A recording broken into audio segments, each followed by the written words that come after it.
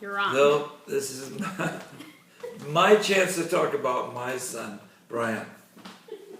Brian, I think the most electrifying thing I've ever seen by someone under 12 years old, you have accomplished. And I know everybody's heard this story 100 times, but it is the best baseball play I have ever seen by someone that was only maybe 7 or 8, and it was spectacular. It was spectacular. I'll set it up for you.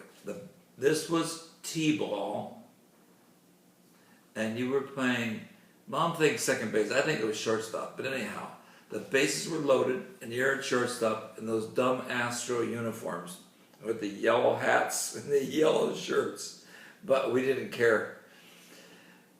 And I was your coach, which was a thrill, because I never had to worry about you. Anyhow, so the bases were loaded. These are young kids, 7 or 8, maybe in that range. There was a pop fly.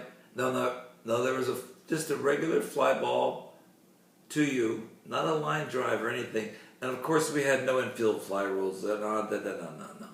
And there were no outs, and the bases were loaded. The ball came to you. You caught it. The person at second base started to run to third before it had gone back and touched up, and you ran and tagged that person out. As you tagged that person out, the runner from third traveled home to score, but you beat him by 15 feet. You just outraced him, tagged him, brought the ball back to the mound, tossed it down gently, and you're in the dugout sitting down, and nobody on the team came off the field yet. Nobody had realized that there were 3 outs. The coach on the other team looked over at me, took his hat off and scratched his head, and he just shook his head, and I went, I don't know. He just figured out what happened. I mean, it was, it was great. I think every time I tell it, it probably gets better, but it was the best play I have ever seen by one person. You got 3 outs all by yourself, and nobody on your team realized it. It was very good. Very good.